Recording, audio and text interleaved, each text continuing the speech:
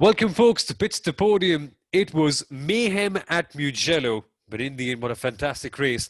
And Lewis Hamilton becomes the first ever driver to win at the Tuscan Grand Prix with his 90th career win. But there's a lot more to discuss. And as always, I've got Kunal Shah here with me to discuss the same. Hello and welcome, folks, to Pits To Podium. Soumil Arora here. And Kunal, what do we begin first? You know what? Let's actually go for our P2P moment of the week. Ouch, I'm stumped. The P2P moment of the week to me was actually, I would say, Daniel Ricciardo's drive and Daniel Ricciardo's pit stop as well. Two moments that literally got everyone searching for tattoo parlors near Mugello, given the whole tattoo bet that they had.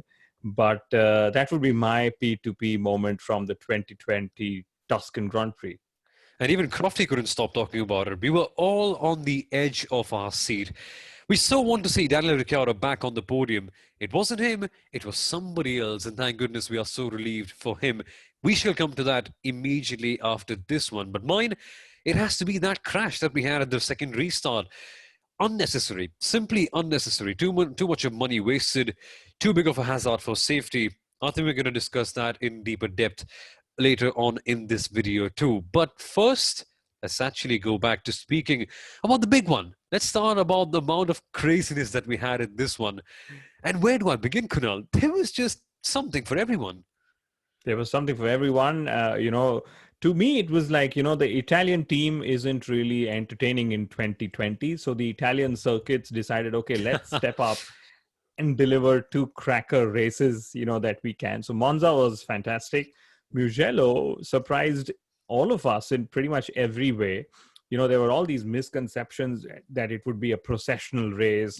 It would be all about tire degradation. There wouldn't be overtaking and so on. And pretty much all of us were left shocked saying, wow, what a race at Mugello. Can we just keep racing here, 5 times a year?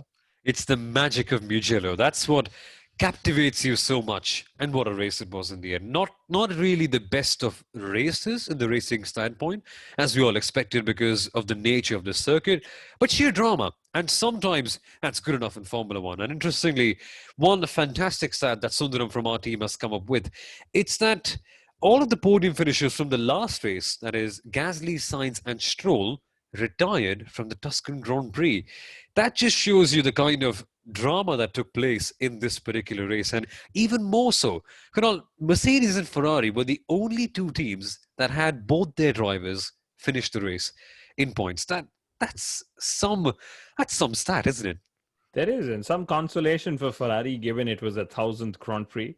I'm sure the tifosi that were present in the stands were feeling extremely horrible each time Charles Leclerc was being overtaken with much ease, in the last part of the race, because he was in P3 and then suddenly he was just falling down the order.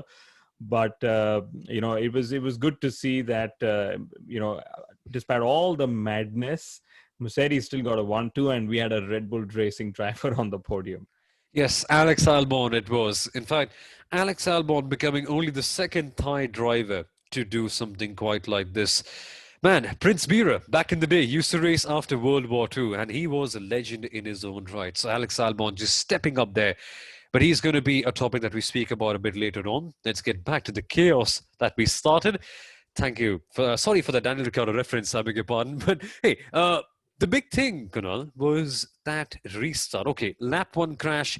I think we can deem it as a racing incident of sorts. 3 people going into that twisty turn to a chicane, never going to work out. Somebody had to compromise.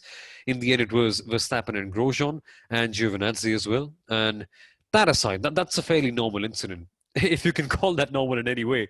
But the restart was the main point of concern, because over there we saw way too many cars being taken out. And now there's a differing camp about this one. Some people are saying that Valtteri Bottas was at fault for going too slowly. Some people are saying that the safety car went out a bit too late. Some people are saying that George Russell and Antonio Giovinazzi, they were the ones who just backed out, then pushed hard, gave the indication to the drivers behind that it's okay to go fast, and then slowed down back again, which had a concertina effect that led to the crash.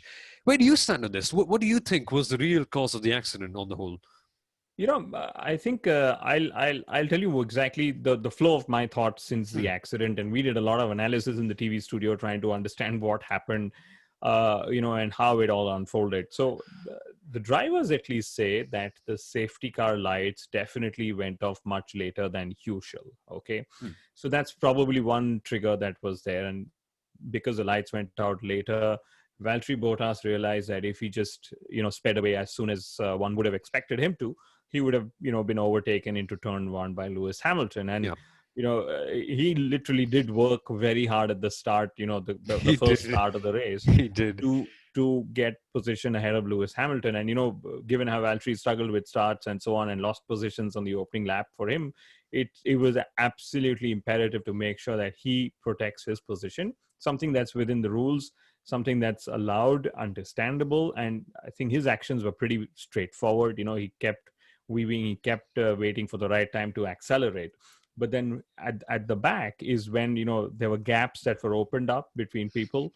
And at the end of the day, we know that 12 drivers were sort of warned Yeah, about how it was. And that literally means that apart from the drivers who were leading the pack, so that was Bottas, Hamilton, and Leclerc, the three drivers at the front and two drivers at the back, the two drivers at the back being Raikkonen and Vettel, pretty much everyone in the middle pack were let off with a warning. And everyone just ended up being in the situation they were in because they are just thoroughbred racers, Soumil. exactly. Everyone wants to get the extra edge on that. And I don't think you can blame one specific person for that. Definitely Bottas going very slow was a major factor, but you can't blame him, right? He's had a torrid time with his restarts, and that is exactly our next point that we have in hand.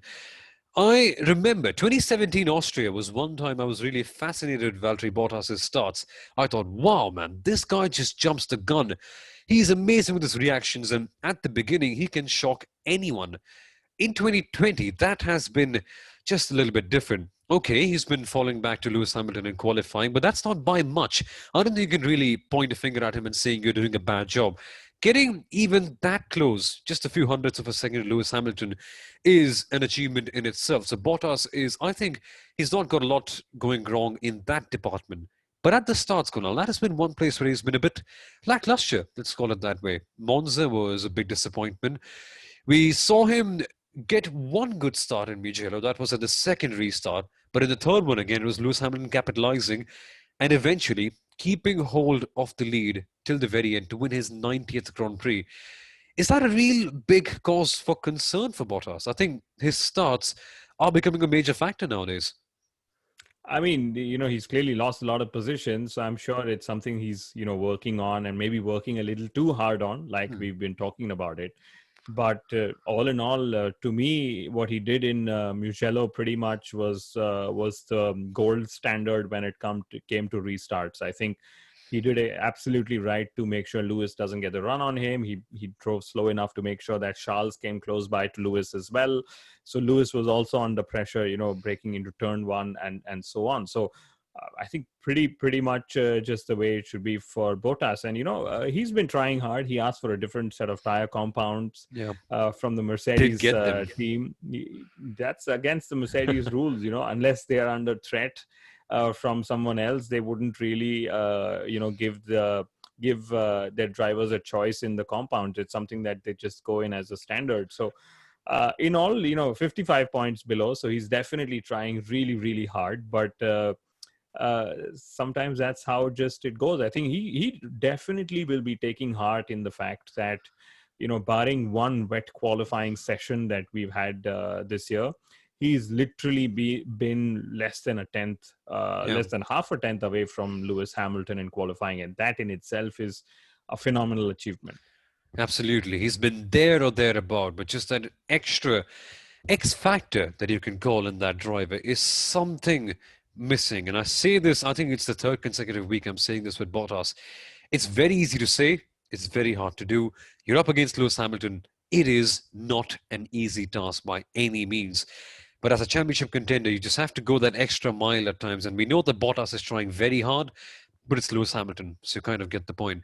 But I'm relieved, Kunal. I'm going to do something that The Rock used to do in the WWE. I'm going to say, finally, Alex Albon is on the podium, and I feel good. I feel very good about this because for weeks we were chewing away on Alex Albon, saying that the pressure is right there, and you could feel it. He wasn't happy on the podium. He wasn't happy when he got out of the car. He was simply relieved. And there was one word that summed up the entire treatment that Red Bull have with their drivers. He said, "Thank you for sticking by me." Yes. That was that just gave you a good idea about how ruthless this team can be. But he's weathered the storm, and after Pierre Gasly last week, he's finally become yet another Red Bull driver to get redemption of sorts, you could say. I think he drove a fantastic race. His race came alive in the last 15 laps, with when they switched onto the medium tires. He did all the overtaking on track, which always pleases Helmut Marko as well. And he came tantalizingly close to getting a podium finish at least twice before, if not thrice. And one of them could have actually arguably been a race win, at the opening round of the 2020 Formula One season. So for Albon to get the podium at a time when there is just so much pressure, and literally somebody even like Lewis Hamilton, who has no business bothering about Red Bull Racing's team management, Yeah. he's been vocal about how Max has been sort of missing a wingman up at the front and so on. So great to see Alex Albon there. But I must tell you, there was also a lot of excitement to see if Daniel Ricciardo would make it there Yes. with Renault, because he showed some great race pace again. He pulled off a lot of overtaking moves. And hats off to Renault for also, timing the undercut on Lance Stroll's Racing Point to perfection. We didn't expect this, did we? In the preview video that we did in the lead up to the Tuscan Grand Prix, we said that Renault could be one of the teams facing a tougher weekend and that they could be facing Ferrari. Oh, how our predictions have gone wrong with this one. And it happens. Renault, they're primarily a team good with the low downforce circuits, but because of all the mayhem around them, Verstappen faltering, Lance Stroll having a crash, we'll come back to that on later on, they were just able to capitalize. And yes, Esteban Ocon had overheating brakes, which put him out of the race at the first restart. But Daniel Ricciardo, he could not get the tattoo on Cyril Abiteboul's body, but he sure did get a good result in the end. I think he would be really pleased with how things went. Of course, Yeah. he would have loved to score a podium at Renault, given that this is the last season, and sort of prove to people that he is still a phenomenal driver despite him being in the 30s.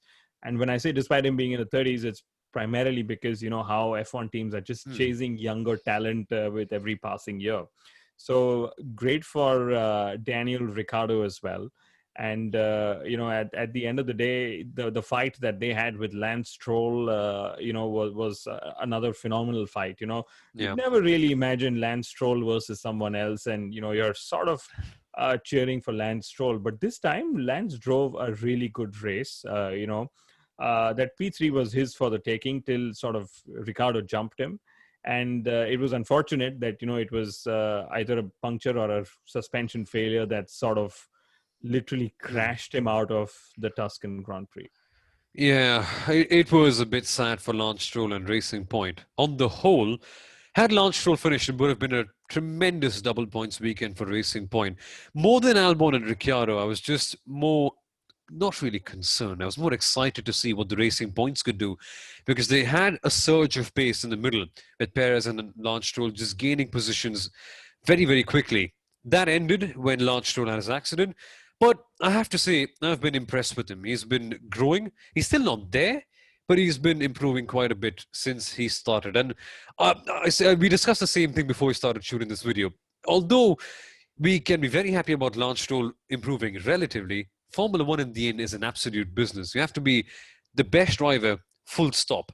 And sadly, Lance Stroll isn't there yet, but the good thing is that he's getting there. He's getting closer. So perhaps a bit of a disappointing one for Racing Point. They must be thinking what could have been. But from Racing Point, we can actually move down to the team that was celebrating and dancing and parading on the streets of Maranello. And the result, I don't even know what to say, Kunal. Should I say it from overall Ferrari standards or should I say it from Ferrari 2020 standards? Make a choice. Okay, let's stick to 2020 standards. Sometimes I think they just get we are just a little too critical against them, Yeah. but why not? 70 years in the making, and with all the resources, they should definitely be fighting up at the front. But go for it. Outstanding weekend for Ferrari. Double points finish. Charles Leclerc, you beauty. I love you for the start, Charles Leclerc. He catapulted up into P number 3. Yes, Verstappen had an engine issue, whatever. All that aside, Leclerc is just too good. Shame about the car though, which has been the story of the last decade or something. But no, on the whole, by 2020 standards, Ferrari had a good weekend, Kunal. They did. I mean, for Sebastian Vettel to score points is fantastic.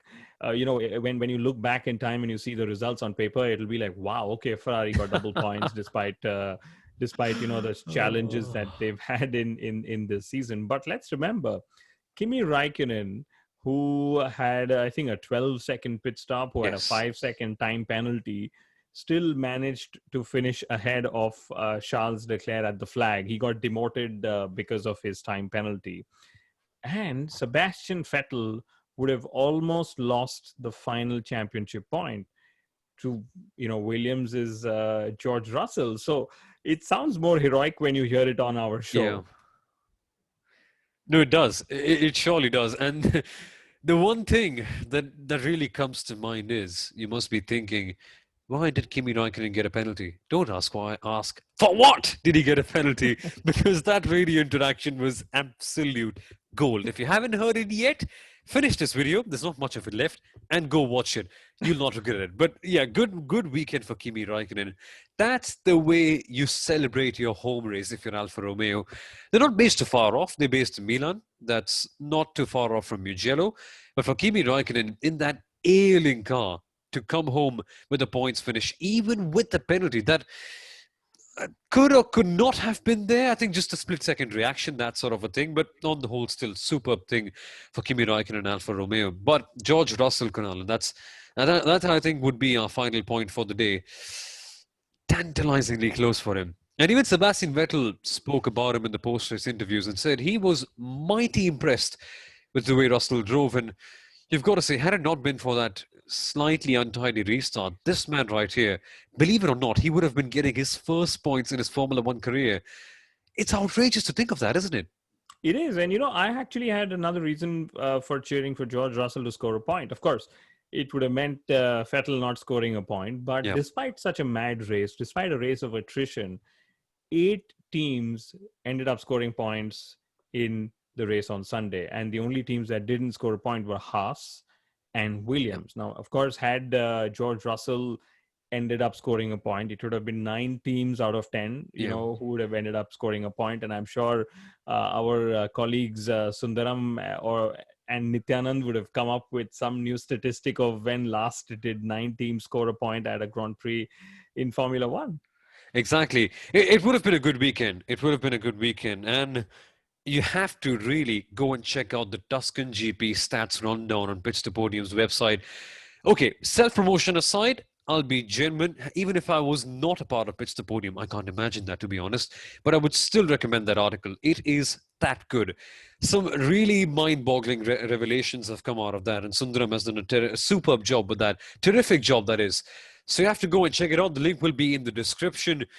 And with that, Kunal, we come to one last point. Driver of the day. Now, the overall Pits To Podium driver of the day was Daniel Ricciardo. But who was your personal favorite and why?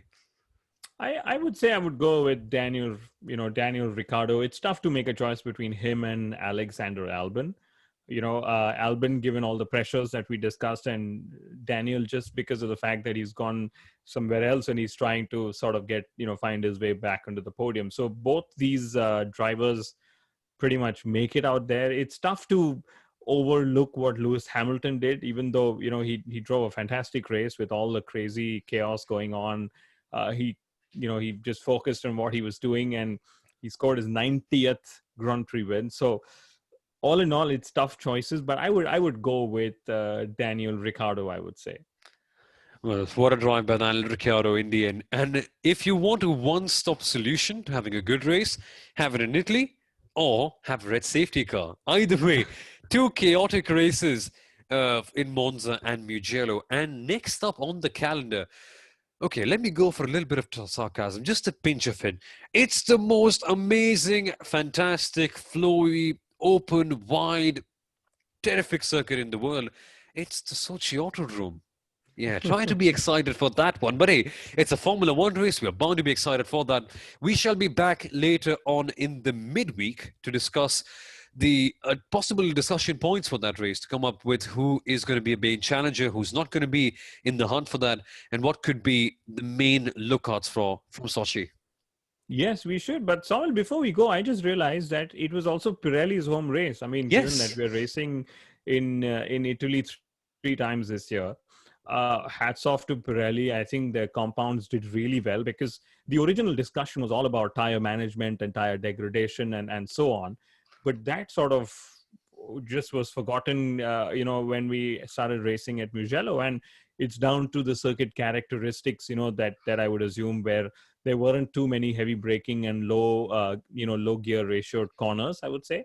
And, since you mentioned the wide Sochi Yeah. Autodrome, I loved seeing, 3 or maybe even 4 cars go abreast into corners at Mugello. So, like Lewis Hamilton said, just before the race, that they don't make circuits like Mugello They don't. anymore. They don't. And maybe we should just start a petition to make sure that we keep racing at Mugello at least once, Yeah. once in the season. Mugello, Road Atlanta, Road America, Watkins Glen, Imola, Portimao. There's too many circuits that I can add on to this one. Classic old school sports car ones. But that aside, folks, the Russian GP is coming, and you can see there's a bit of dejection in my voice. Let's hope we can skip this chapter. But yeah, sometimes we've noticed that even the most terrible of tracks can produce good races. So let's hope for the best of that. And we shall see you in the midweek for our 5 things to watch out for from the Russian Grand Prix. As always, Kunal, thank you so much for being a part of this one, and see you rather soon, folks. Bye-bye and good night. Thanks, Somal. See you guys.